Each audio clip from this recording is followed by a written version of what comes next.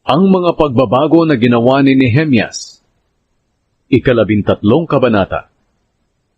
Nang araw na iyon binasa ang kautusan ni Moises sa mga tao. Nalaman nilang ipinagbabawal ang mga Amonita at mga Moabita na makihalubilo sa mga mamamayan ng Diyos, dahil hindi nila binigyan ng pagkain at inumin ang mga Israelita nang lumabas sila sa Ehipto. Sa halip, inupahan nila si Balaam na isumpa ang mga Israelita. Ngunit sa halip na sumpa, ginawa ito ng Diyos na pagpapala. Nang marinig ng mga tao ang kautusang iyon, hindi na nila isinama ang mga hindi tunay na Israelita. Bago ito nangyari, si Eliashib na pari na namamahala ng mga bodega sa templo ng aming Diyos at kamag-anak ni Tobia, ay nagpahintulot kay Tobia na gamitin ang malaking kwarto sa templo. Ang kwartong ito ay ginagamit noon na bodega para sa mga handog na pagkain, insenso, mga kagamitan sa templo, mga handog sa mga pari, mga ikapu ng mga trigo, bagong katas ng ubas at langis, na ayon sa kautusan ay para sa mga Levita, sa mga awit, at sa mga gwardya ng mga pintuan ng templo. Wala pa ako sa Jerusalem nang mangyari ito, dahil noong 32 taon ng pagkahari ni Artaxerxes sa Babylonia, pumunta ako sa kanya. Kinalaunan pinayagan din niya ako na makabalik sa Jerusalem, at pagdating ko, nalaman ko ang masamang ginawa ni Eliashib na nagpatira kay Tobia sa kwarto na nasa harapan ng templo ng Diyos. Sa tindi ng galit ko, pinagtatapon ko ang lahat ng kagamitan ni Tobia palabas ng kwarto. Agad kong iniutos na linisin ang kwarto. At pagkatapos, pinabalik ko roon ang mga kagamitan ng templo, pati ang mga handog na pagkain at ang insenso. Nalaman ko rin na ang mga Levita ay hindi na nabigyan ng bahagi na para sa kanila.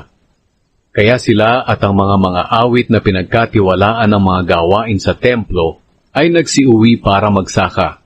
Kaya pinagsabihan ko ang mga opisyal, bakit pinapabayaan niyo ang templo ng Diyos? Ipinatawag ko agad ang mga Levita at ang mga awit at pinabalik sa mga gawain nila sa templo. At muli ang lahat ng mamamayan ng Huda ay nagdala ng ikapu ng kanilang mga trigo, bagong katas ng ubas, at langis doon sa mga bodega.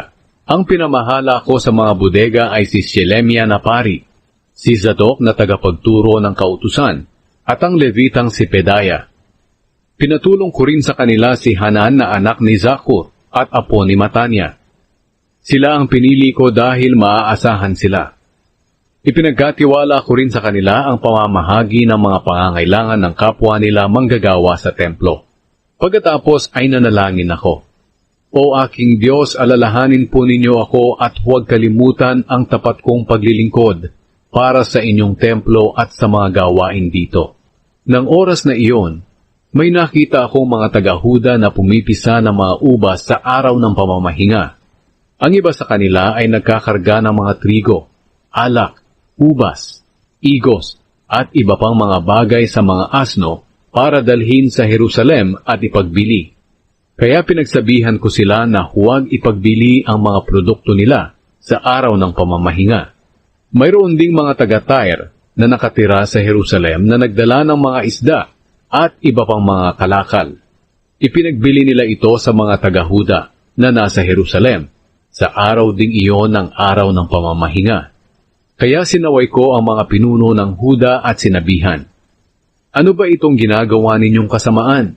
Hindi ba ninyo itinuturing na banal ang araw ng pamamahinga? Hindi ba ganito rin ang ginawa ng inyong mga ninuno? Kaya tayo at ang lungsod na ito ay pinarusahan ng ating Diyos? Gayon, ginalit pa ninyo ng lubos ang Diyos dahil sa ginagawa ninyo, dahil hindi ninyo itinuturing na banal ang araw ng pamamahinga. Kaya nag-utos ako na isara ang pintuan ng lungsod tuwing Biyernes habang papalubog ang araw, at huwag itong bubuksan hanggat hindi pa natatapos ang araw ng pamamahinga. Pinabantayan ko sa mga tauhan ko ang mga pintuan para walang makapasok na kahit anong tinda sa lungsod sa araw ng pamamahinga. Kung minsan, ang mga mangangalakal ay natutulog sa labas ng Jerusalem kapag Biyernes ng gabi. Pero binalaan ko sila, Sinabi ko, bakit dito kayo natutulog sa pader ng lungsod? Kapag inulit niyo pa ito, parurusahan ko kayo. Kaya mula noon, hindi na sila bumalik sa araw ng pamamahinga. Pagkatapos, inutusan ko ang mga Levita na maging malinis at magbantay sa mga pintuan upang ituring na banal ng mga tao ang araw ng pamamahinga. At saka ako nanalangin, O aking Diyos, alalahanin po ninyo ang mga ginawa kong ito, at kaawaan niyo ako ayon sa dakila niyong pag-ibig. Nang mga panahon ding iyon, nakita ko na may mga taga-Huda na nakapag-asawa ng mga babaeng taga-Ashdod, taga-Amon, at taga-Moab. Kalahati sa mga anak nila ay nagsasalita ng wikang Ashdod o sa wika ng ibang tao, at hindi sila makapagsalita ng wika ng Huda. Kaya sinaway ko at sinumpa ang mga taga-Huda. Pinalo ko ang iba sa kanila at hinila ang mga buhok nila. Ipinasumpa ko sila at ang mga anak nila sa pangalan ng Diyos na hinding-hindi na sila mag-aasawa ng mga dayuhan.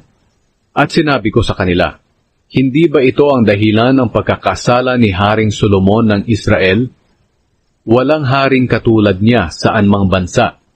Minamahal siya ng kaniyang Diyos at ginawa siya ng Diyos na hari sa buong Israel. Pero sa kabila ng lahat, nagkasala siya dahil sa udyok ng mga asawa niyang dayuhan. At ano, pababayaan na lang ba namin ang kasamaang ito na ginawa niyo? Ang pagiging di tapat sa ating Diyos sa pamamagitan ng pag-aasawa ng dayuhan? Si Joyada na anak ng punong pari na si Eliashib ay may anak na nakipag-asawa sa anak ni Sanballat na taga-Horon. Kaya pinaalis ko siya. Pagkatapos ay nanalangin ako. O aking Diyos, huwag niyo pong kalilimutan na binaliwala nila ang kanilang pagkapari at ang sinumpaan nila bilang mga pari at mga Levita. Kaya tiniyak ko na ang mga mamamayan ng Israel ay malaya na sa kahit anong impluwensya ng mga dayuhan. At binigyan ko ng trabaho ang mga pari at ang mga Levita ayon sa bawat gawain nila. Tiniyak ko rin na ang mga panggatong na gagamitin sa paghahandog ay madadala sa tamang panahon, pati ang mga unang ani. At nanalangin ako, O aking Diyos, alalahanin po ninyo ako at pagpalain.